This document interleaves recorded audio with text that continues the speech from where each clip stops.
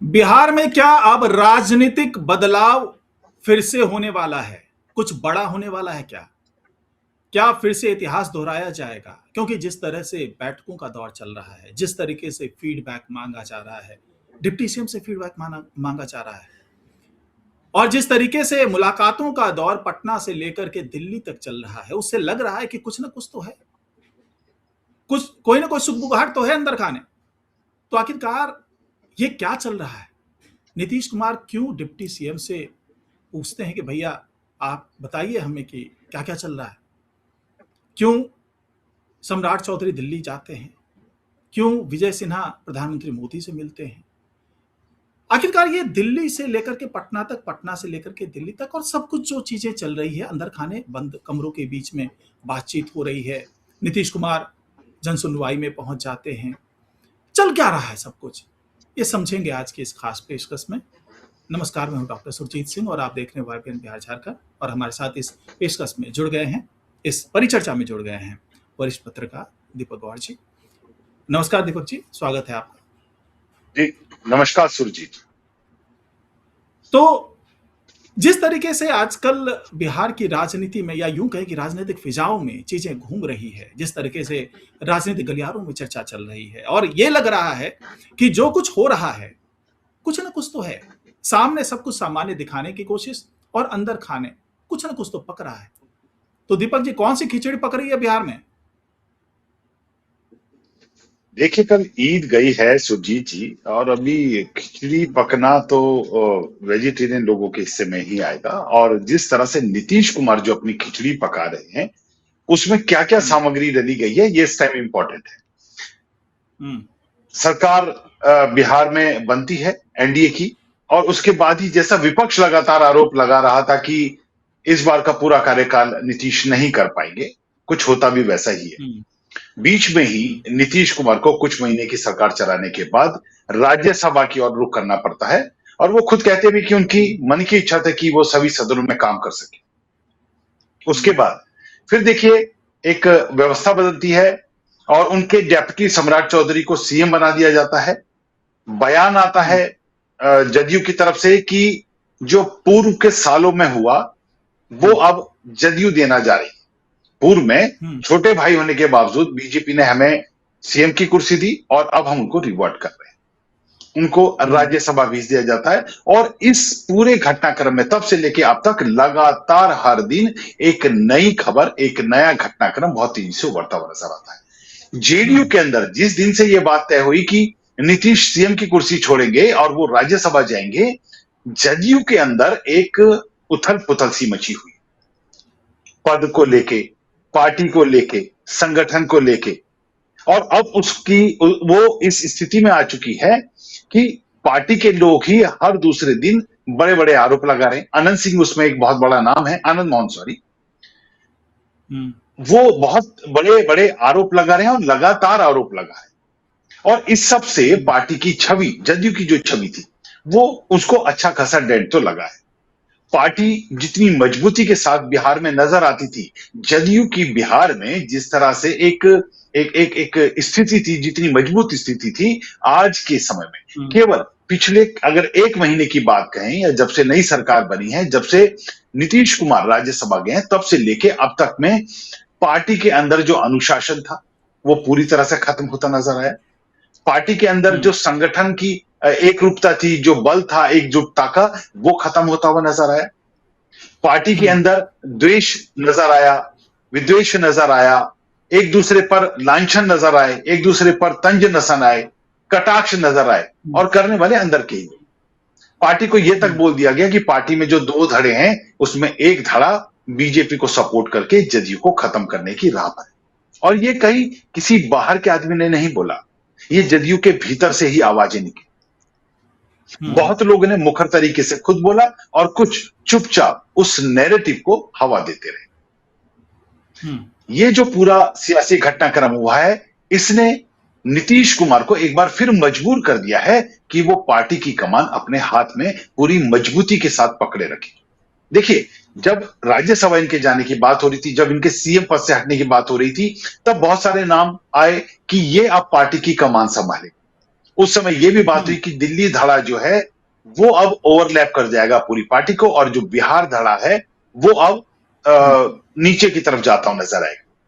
लेकिन इसमें आपस में ही द्वंद्व शुरू हो गया। जो बिहार का धड़ा था उसने निशांत कुमार का नाम उछाल दिया कि सीएम चेहरा ये हो।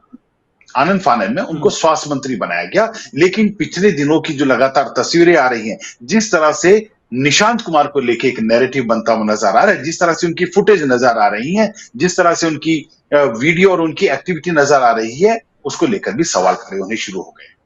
और ये वो समय है कि, और यही वो बीच है जब जदयू पर थैली लेके मंत्री पद बांटने के आरोप लगा दिए गए। देखिए, कोई छोटा कार्यकाल नहीं है, आप बड़ी छोटी पार्टी नहीं है, लेकिन इतनी बड़ी पार्टी में इतने पुराने नेता जब इस तरह के लांछन लगा दें, आरोप लगा दें, तो समझ लें कि जब किसी सियासी दल की जमीन इस तरह से बदलती हुई और खिसकती नजर आए और उसमें अंदर के लोग ही छेद करते हुए नजर आए, तो कहीं ना कहीं जो कमांड थी वो कमांड ढीली होने के संकेत। और यही संकेत को भांपते हुए, मतलब कुल मिलाकर के यही ये है कि संकेतों को असंतोष, ये असंतोष है। ये बात तो जाहिर तौर पे सामने दिख भी रहा है। और न असंतोष केवल जदयू के अंदर ही नहीं है, केवल जेडीयू के अंदर नहीं है, असंतोष तो बीजेपी के अंदर भी दिख रहा है। अब एक तरफ तो नीतीश कुमार अपने ही बड़े सहयोगी विजय चौधरी, जिनको उन्होंने डिप्टी सीएम बनाया, उनसे बात करते हैं और कहते हैं कि भैया आप शाम में घर पे आइए और हमें बताइए, एक एक चीज बताइए मुझे कि क्या चीजें चल रही है। बंद कमरे में बैठक होती है, बातचीत होती है। फिर नीतीश कुमार कार्यालय पहुंच जाते हैं, पार्टी कार्यालय पहुंच जाते हैं, जहां पर की जनसुनवाई होती है। वहां पर 3 मंत्रियों को आना था, जिसमें एक अशोक चौधरी भी थे, श्रेयसी सिंह थे। तो ये सब लोग जो जिनको पहुंचना था वहां पर, अब नीतीश कुमार वहां पहुंचते हैं और वहां पे पूछते हैं लोगों से कि भाई मंत्री जी कब आएंगे। जो पार्टी के प्रभारी थे वहां पे, कार्यालय प्रभारी, उनसे पूछते हैं वो कि भाई क्या मंत्री जी आते हैं या ऐसे ही चलता है। उन्होंने बताया कि नहीं जी, आधे घंटे में। और तब तक भागे भागे अशोक चौधरी पहुंचते, लेकिन तब तक नीतीश कुमार का काफिला आगे निकल चुका था। अशोक चौधरी अभिवादन करते हैं लेकिन रुकते नहीं है, नीतीश कुमार निकल लेते हैं आगे। अब यहां पर सवाल उठा कि अचानक इस तरीके से नीतीश कुमार को एक्टिव क्यों होना पड़ रहा है, क्यों सारा फीडबैक लेना पड़ रहा है। और सबसे बड़ी बात ये कि चर्चा इस पर भी शुरू हो गई कि क्या कोई राष्ट्रीय अध्यक्ष संवैधानिक तरीके से, जो संवैधानिक पद पर बैठा हुआ है, डिप्टी सीएम है, उसे फीडबैक सरकार की ले सकता है। तो अगर संवैधानिक और कानून के हिसाब से देखें तो ऐसा नहीं कर सकता। पार्टी अलग है, संगठन अलग है, सरकार अलग है। लेकिन अगर व्यवहारिकता के हिसाब से देखें तो अक्सर ऐसा होता है कि पार्टी के जो अध्यक्ष होते हैं वो अपने जो मंत्री हैं, मुख्यमंत्री हैं, उनसे बातचीत करते हैं। लेकिन ये सारी चीजें बंद कमरे में होती, कभी खुलेआम नहीं होती। सबके सामने नहीं कहा जाता है कि आप आइए हमारे घर पे और एक एक चीज मुझे बताइए। तो सवाल उठने लगा कि भाई इतनी बेचैनी क्यों कि सरेआम अपने डिप्टी सीएम से फीडबैक लेते हैं, फिर पार्टी मुख्यालय पहुंचते हैं और वहां पर पार्टी के प्रभारी, जो मुख्यालय प्रभारी है, उनसे पूछ लेते हैं कि भैया मंत्री आते हैं कि नहीं आते हैं। यानी कि हर तरीके से फीडबैक नीतीश कुमार ले रहे हैं। तो आखिरकार उनके मन में चल क्या रहा है, वो चाहते क्या है। और अचानक इस तरीके से सीन में आना, पिक्चर में आना, क्या उनकी नाराजगी सम्राट चौधरी से भी है। आखिरकार क्या वजह है कि नीतीश कुमार को खुद पिक्चर में आना पड़ रहा है, खुद वो काफिला लेकर के विजय चौधरी के घर पे पहुंच जाते हैं, खुद पार्टी मुख्यालय पहुंच जाते हैं। ये छापामार की कार्रवाई नीतीश क्यों कर रहे हैं, दीपक जी? जी देखिए, ये बात बिल्कुल साफ नजर आ रही है कि जदयू में कुछ बिखरता हुआ सा तो है, जिसको समेटने की कोशिश में एक बार दोबारा से नीतीश आ गए। इससे पहले देखिए, विजय कुमार चौधरी के ही नहीं पहुंचे, उनकी उसके लिए नहीं पहुंचे जब थैली वाला आरोप लगाया गया जदयू पर। जब आनंद मोहन ने एलिगेशन लगाए तो उनको काउंटर करने के लिए वो संजय कुमार के घर पहुंच गए थे बिना बताए। पूर्व सूचना थी कि भाई रास्ते से बताया गया, पर पूर्व प्लान निर्धारित नहीं था।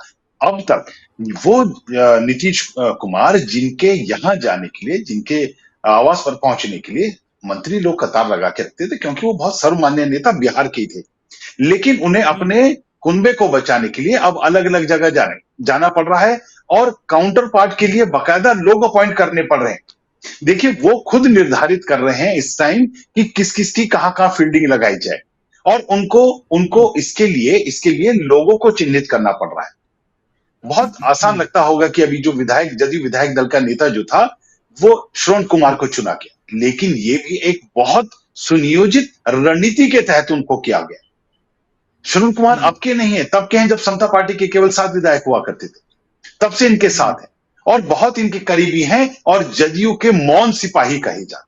मौन सिपाही जो चुपचाप रह के सारे काम करते हैं, सारे अंदर की चीजों को बैलेंस करते हैं, लेकिन अंदर खाने के जो उबाल है उससे अभी नीतीश कुमार भी विचलित हैं, क्योंकि देखिए एक तो सरकार से इनको साइड कर दिया गया है, ये अब अपनी पार्टी तक एक सीमित है, ये जदयू तक सीमित है। और इन्होंने जो अपनी बातें कही, जो विजय कुमार चौधरी से इन्होंने कहा कि भाई कैबिनेट में क्या क्या चल रहा है, शाम को आइएगा और विस्तार से बताइएगा, तो वह हो सकता है क्योंकि नीतीश भी राजनीति के अच्छे जानकार हैं, संविधान के अच्छे जानकार हैं, उन्होंने एज ए डेप्यूटी सीएम के तौर पे नहीं बोला होगा, उन्होंने ये देखा होगा कि भाई हमारी पार्टी के क्या क्या मुद्दे हैं, किन किन मुद्दों को लेकर हम आगे बढ़ रहे हैं और क्या क्या व्यवस्थाएं इस समय पूरी सरकार में चल रही है, कौन कौन सी नीतियों पे, रणनीतियों पे। कैबिनेट जो बैठक अभी हुई थी, उस कैबिनेट बैठक में बहुत से फैसले हुए, उन फैसलों को लेकर कुछ बात होनी होगी, कुछ और चीजों पे चर्चा होनी होगी, उस सब की चर्चा के लिए उन्होंने उनको अपने पार्टी के कार्यकर्ता के तौर पे जब वो बोलेंगे या पदाधिकारी के तौर पर बोलेंगे,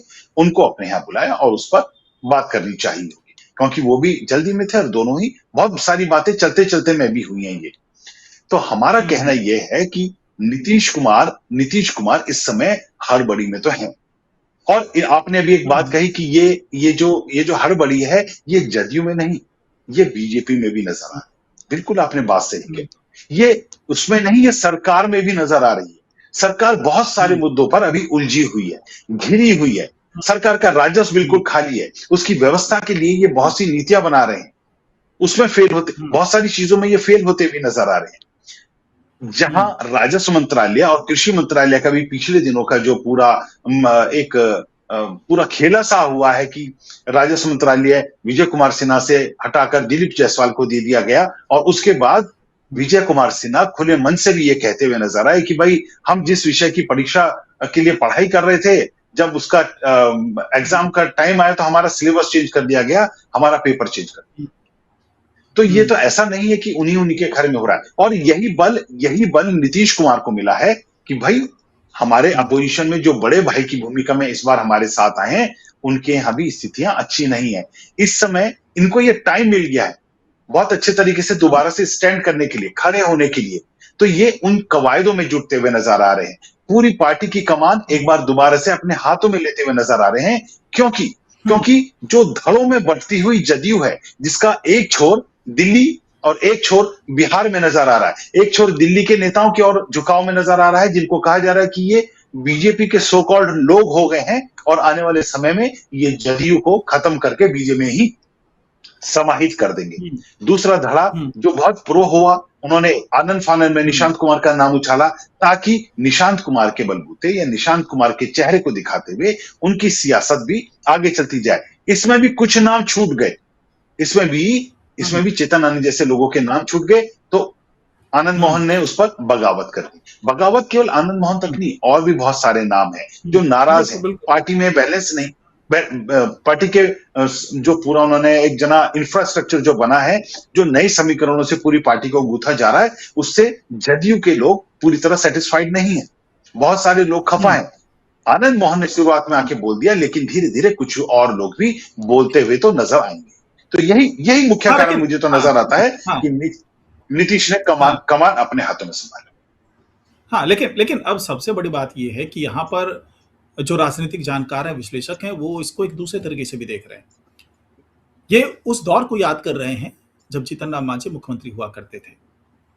भाई एक दलित चेहरे को मुख्यमंत्री बनाना, पिछड़े तबके के व्यक्ति जीतन राम मांझी, बड़ा साहसिक कदम उठाया था नीतीश कुमार ने, उनको आगे बढ़ाया, मुख्यमंत्री बनाया। लेकिन हालात बिगड़ने लगे, मुख्यमंत्री तो बना दिया, और जाहिर सी बात है कि बहुत भरोसे के व्यक्ति रहे होंगे जीतन राम मांझी उस वक्त नीतीश कुमार के। लेकिन हुआ क्या? हुआ ये कि शुरुआत के कुछ दिनों तक तो ठीक रहा, जीतन राम मांझी जो है वो उनके दरबार में जाते रहे, नीतीश कुमार को पूरा फीडबैक देते रहे, उनके तमाम मंत्री जो थे, जो सारे भरोसेमंद मंत्री जो थे नीतीश कुमार के, वो भी बताते रहे कि भाई क्या क्या चीजें चल रही है। लेकिन जैसे जैसे समय बीतता गया, वैसे वैसे सत्ता का जो पावर सेंटर है वो बदल गया। जीतन राम मांझी का आना जाना कम हो गया नीतीश कुमार के पास, जो कैबिनेट मंत्री फीडबैक दिया करते थे वो फीडबैक देना कम हो गया। उस वक्त फिर नीतीश कुमार को लगने लगा कि आखिरकार ये हो क्या रहा है भाई, जिसको मैंने बनाया मुख्यमंत्री, मैंने सोचा कि भाई हमारे इशारे पर ये काम करेगा, अब तो ये अपने फैसले खुद ले रहा है। हालात ऐसे हो गए कि जीतन राम मांझी ने कैबिनेट की बैठक बुलाई, उसमें तमाम बड़े फैसले लेने थे और वहां पे 5 कैबिनेट मंत्री गए ही नहीं बैठक में। वो पहुंच जाते हैं नीतीश कुमार के पास, क्योंकि नीतीश कुमार को लगने लगा था कि भाई जिस सोच के साथ मैंने सरकार बनाई अब वो कुछ बिखर रही है। और कैबिनेट मंत्री न सिर्फ नीतीश कुमार के दरबार में पहुंचते हैं बल्कि सीधे सीधे जो है वो दिखाना शुरू कर देते हैं कि भाई जीतन राम मांझी की बात हम नहीं मानेंगे, जबकि मुख्यमंत्री वही थे। अब हुआ क्या कि भाई जीतन राम मांझी कैबिनेट की बैठक करते हैं और आनंद फानन में 34-35 फैसले सुना देते हैं और जिस तरीके से आगे बढ़ने लगते हैं, नीतीश कुमार को उसी वक्त समझ में आ गई बात कि अब ये मेरे हाथ में रहा नहीं, अब ये मेरे हाथ से छूट चुका है। और हालात ऐसे बने कि भाई पार्टी विरोधी गतिविधियों के इल्जाम लगाए गए, आरोप लगाए गए और ये इनके इन प्रकार जो है जीतन राम मांझी को इस्तीफा देना पड़ा, हटा दिया गया उनको। वो इस्तीफा नहीं देना चाह रहे थे लेकिन हालात ऐसे बना दिए गए कि हटाना पड़ा। अब जो राजनीतिक जानकार है वो ये कह रहे हैं कि क्या वैसी ही कोई बात अब होने जा रही है, क्योंकि शुरुआत में जब सम्राट चौधरी बनते हैं मुख्यमंत्री, 2 डिप्टी सीएम बनते हैं, तो हर चीज पूछ के किया जाता है, नीतीश कुमार के संज्ञान में चीजें पहुंचाई जाती है, उनके हिसाब से काम होता है। बार बार कहा जाता है कि भाई नीतीश कुमार के मार्गदर्शन में ही सरकार चलेगी, और नीतीश कुमार भी समझ रहे थे कि ठीक है सम्राट चौधरी हैं, पहले हमारे साथ थे और अब हमारे हिसाब से सरकार चलाएंगे।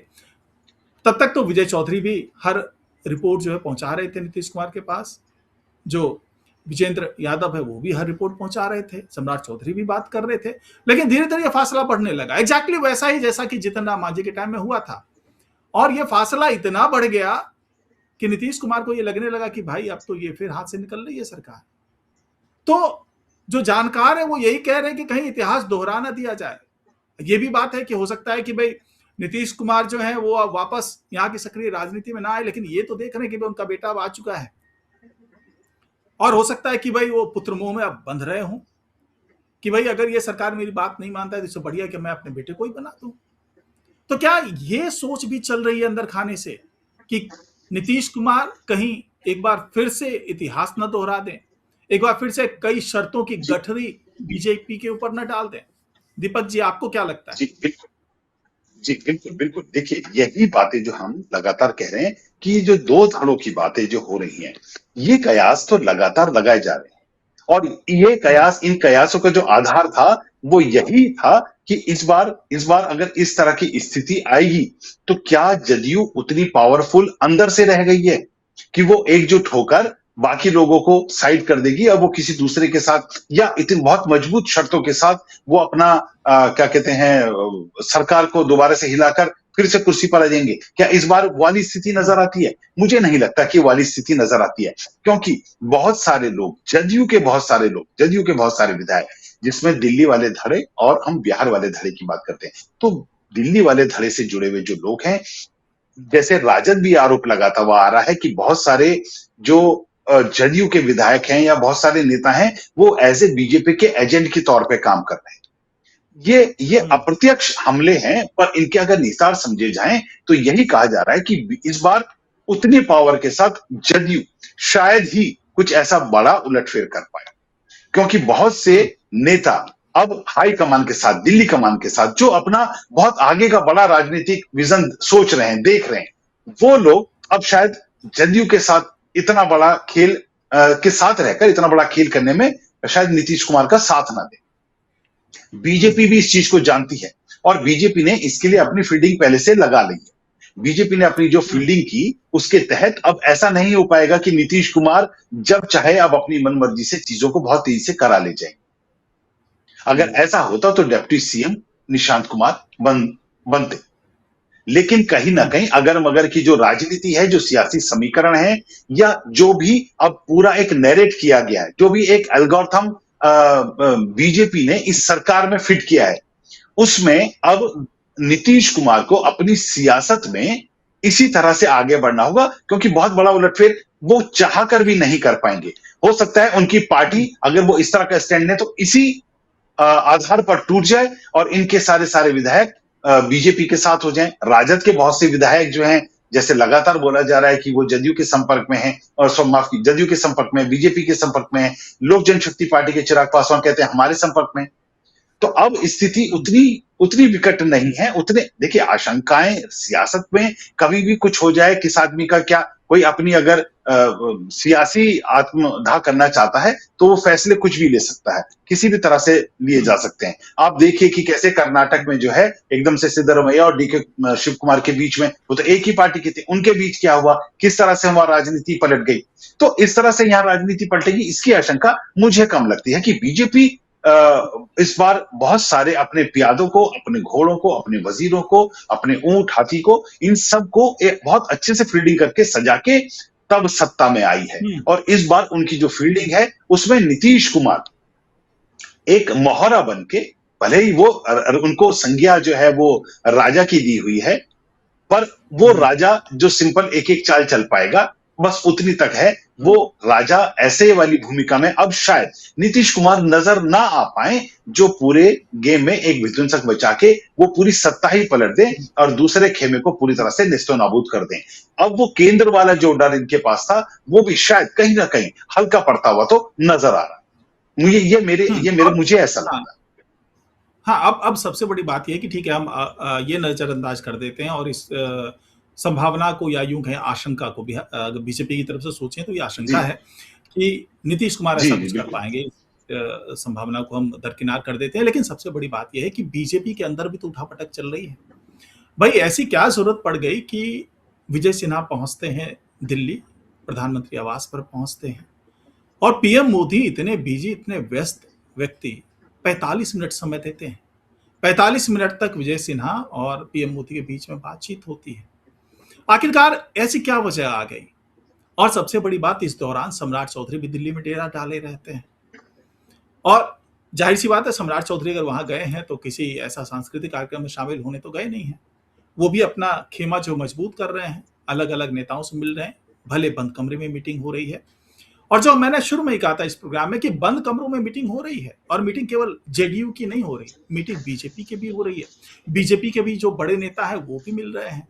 और विजय सिन्हा ने जिस तरीके से पीएम मोदी के साथ 45 मिनट की बातचीत करके, मीटिंग करके एक जोरदार संदेश दिया, राजनीतिक संदेश दिया कि भाई मुझे हल्के में मत लो। और ये भी माना जा रहा है कि जो विजय सिन्हा की नाराजगी है उसको बहुत ही तल्लीनता के साथ में पीएम मोदी ने सुना है, और उनके जो संदेश हैं, जो संकेत हैं, अगर पीएम मोदी कुछ बोलते हैं तो भी वो राजनीतिक संदेश है, और पीएम मोदी चुप रहते हैं तो भी राजनीतिक संदेश है, और पीएम मोदी किसी को तवज्जो देते हैं, 45 मिनट किसी से बात कर लेते हैं, 45 मिनट तक बंद कमरे में मीटिंग करते हैं, वो भी एक बड़ा राजनीतिक संदेश है। तो क्या ये माना जाए कि जेडीयू भले तमाशबीन की भूमिका में रहे, और बीजेपी जो है वो अपने अंतर कलह के कारण ही एक दिन ऐसा ना हो जाए कि खुद ही कह दे कि भैया नीतीश कुमार जी आप बताइए, आप ही के हिसाब से आगे हम चलेंगे, अगर आप अपने बेटे को आगे करना चाहते तो उनको आगे कर दीजिए। हालांकि ऐसा होना बड़ा ही कह सकते हैं चमत्कारी कोई ये चीज हो जाए कि बीजेपी में इतनी कलह बढ़ जाए कि नीतीश कुमार को इंटरवेन करना पड़ जाए। लेकिन ये कलह भी जो हो रहा है, जो दिल्ली तक बात पहुंच गई है, ये भी बहुत अच्छा संकेत तो नहीं है दीपक जी? जी बिल्कुल। देखिए, संकेतों की अगर बात करेंगे तो ये बात तय है कि सम्राट चौधरी को बीजेपी का मुख्यमंत्री कहना थोड़ा सा मेरे को लगता है बहुत ज्यादा सही नहीं होगा। सम्राट चौधरी गठबंधन के मुख्यमंत्री हैं, क्योंकि लगातार ये बोला गया कि इनको खुद नीतीश कुमार ने चुना, और बीजेपी ने भी उस पर मौन स्वीकृति लगाई, जबकि संघ परिवार और बीजेपी के अंदर से ये लगातार बातें उठ के आई थी कि उनके कैडर का कोई आदमी हो जो बिहार में अब बीजेपी की जो नई सत्ता की जो लहर है उसको और प्रचंड वेग से आगे बढ़ाने में आए। लेकिन पूरा एनडीए, क्योंकि गठबंधन की सरकार है तो पूरे एनडीए का सहमत होना भी जरूरी है, वो एनडीए का सीएम चुना गया। लेकिन अगर बीजेपी का कोई सीएम होता तो वो कौन होता? देखिए, बीजेपी का सीएम होता तो तभी उन दिनों वो चर्चा आई थी कि वो विजय कुमार सिन्हा भी हो सकते हैं। क्यों? क्योंकि उनका संघ का उनका बेस है, बीजेपी के पुराने कैडर के आदमी हैं। बिहार में लगातार भाजपा के साथ लंबे समय से 3 दशक से ज्यादा समय से वो बिहार बीजेपी के साथ लगातार काम कर रहे हैं और उन्होंने सुशील कुमार मोदी के साथ रहकर बिहार में बीजेपी के बढ़ाने के लिए बहुत कुछ काम किया है। ऐसा नहीं है कि वो केवल बिहार तक सीमित रहे। जो आदमी जिसे प्रधानमंत्री नरेंद्र मोदी, अगर आप कह रहे हैं 45 मिनट का समय देते हैं, तो आप उनको समझ सकते हैं कि वो हल्के तो नहीं है, लेकिन सियासी मजबूरियों के चलते सम्राट चौधरी को बना दिया गया हो। सम्राट चौधरी ने भले ही उनके जो फैसले राजस्व मंत्री के तौर पे जो थे उनको भले पलट दिया हो, वो एनडीए की सियासत और गठबंधन की जो राजनीति थी उसमें मजबूरी भी हो सकता है। वो मजबूती में लिया हुआ फैसला नहीं था, वो मजबूरी में लिया हुआ फैसला था। और देखिए, जब ये बैठक होती है, जब ये मुलाकात होती है, उसके बाद एक बार फिर से विजय कुमार सिन्हा का राज्य लीची अनुसंधान जो था, वहां एक बैठक में उन्होंने फिर बोला कि मेरा तो पेपर बदल दिया गया था। उन्होंने अपनी नाराजगी को वहां व्यक्त किया था और उनके ये कहने के साथ साथ, उनकी बातों के साथ साथ जो पूर्व के उनके फैसले थे, जो शक्ति उनकी राजस्व और भूमि सुधार मंत्रालय में जो उनके कामों की जो उनकी शक्ति थी, जो उनकी कार्यशैली थी, उसको कैरी किया जाता है। ये उस मीटिंग का असर था जिसकी बात आप कह रहे हैं कि 45 मिनट मीटिंग हुई। हल्के हल्के विजय कुमार सिन्हा भी नहीं है। और हाँ, बीजेपी, एक चीज और, बीजेपी एक संगठन की पार्टी है। संगठन की पार्टी में एक पूरा एक दायरा होता है जिसमें फैसले कई लोग लेते हैं। हालांकि बहुत ज्यादा अब बीजेपी में भी नहीं रह गया है वो, पर फिर भी वो एक संगठन की पार्टी है जिसमें लोग नीचे से ऊपर तक का सफर तय करते हैं। बहुत से लोगों को वहां मौका मिलता है। लेकिन वही बात अगर हम जदयू के अंदर करें, अंततोगत्वा हुआ क्या? जो लोग अगर आस लगा रहे थे कि अब जदयू की कमान नीतीश कुमार के बाद हमारे पास आएगी क्योंकि हमने इतने साल जदयू को दिया है, सेवा करी है, उन लोगों का क्या हुआ? केसी त्यागी आकर क्यों इतने सालों के बाद पार्टी छोड़ के निकल जाते हैं? कहीं ना कहीं लोगों को चोट पहुंचती है जब उनको उनका क्या कहते हैं, जो उन्होंने कमाया हुआ होता है वो नहीं मिलता है। इसमें इज्जत शौहरत से लेके पदनाम से लेके सब चीज है ना, वाजिब हक नहीं मिलता है तो वो नाराज होता है। लेकिन संगठन की पार्टी में एक व्यवस्था होती है, पूरा एल्गोरिथम होता है। हम लगातार ये बात कहते हैं कि बीजेपी जो एक कॉर्पोरेट पार्टी कंपनी की तरह काम करती है, उसके बहुत सारे मानक है, बहुत सारे स्टैंडर्ड्स हैं। उन स्टैंडर्ड्स को अलग अलग चरणों में, अलग अलग चरणों में पार करके जो ऊपर आता है वो आदमी आगे जाता है। लेकिन हमें कोई बताए कि किस बिहाफ पे निशांत कुमार को स्वास्थ्य मंत्री का पद दे दिया जाता है? बात वही है ना। तो देखिए, बीजेपी के अंदर अगर कोई गतिरोध नजर आता है तो वो बहुत इजीली सुलझ भी जाता है। आप उत्तर प्रदेश का देखिए, उत्तर प्रदेश में बहुत गहमा गहमी है, अभी भी वो गहमा गहमी खत्म नहीं हुई है, लेकिन विवाद बहुत खुल के, बहुत प्रचंड तरीके से इस तरह से कभी भी नजर आपको नहीं आएगा जिस तरह से बिहार में नजर आया, जिस तरह से जदयू के नेताओं ने बोल दिया है। और क्योंकि ये एक पार्टी थी, इस पार्टी में बहुत से लोग ऐसे जुड़े, कोई धन बल से जुड़ा, कोई बाहुबल से जुड़ा, कोई जाति बल से जुड़ा, कोई क्षेत्र बल से जुड़ा, जिसकी जो पावर थी वो उस बल के साथ, जदयू के साथ जुड़ता चला गया। तो ये संगठन की पार्टी नहीं थी, ये एक विचारधारा की पार्टी इनिशियली जब स्टैब्लिश हुई तब जरूर थी, लेकिन उसके बाद इसमें लोग जुड़ते चले गए। तो दोनों का ये कहना कि गतिरोध इधर भी है उधर भी है, दोनों के गतिरोध को और उनको टैकल करने का जो तरीका है वो दोनों का अलग अलग तरीके से है।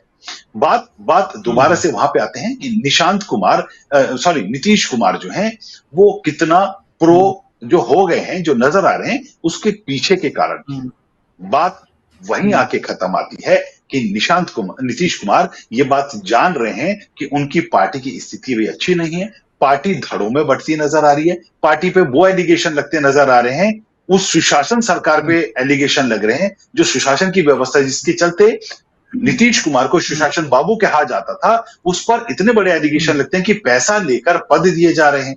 ये लोगों का खुद जो मानसिक संतुलन है, जो स्वास्थ्य है, वो खराब हो चला है और ऐसे में वो निशांत को स्वास्थ्य मंत्री का पद दे रहे हैं। तो इनमें दरार आ रही है और ये दरार कहीं आगे बढ़ ना जाए, उस दरार को भरने के लिए अब जो इस नाव का जो सबसे बड़ा जो नाविक था, जो उसका खिवैया जो सबसे बड़ा था नीतीश कुमार, वो नीतीश कुमार अब फ्रंट से आके अब सारे मुद्दों पर, सारे मोर्चों पर खुद से अपनी रणनीति बनाते हुए, अपने भरोसों के लोगों को सेट करते हुए तब एक बार सुनिश्चित करना चाहेंगे कि जो हमारी नाव है एटलीस्ट बीजेपी की आगे बढ़ जाए पर हमारी नाव डूबे नहीं। इसके लिए ही नीतीश कुमार अब आ गया है।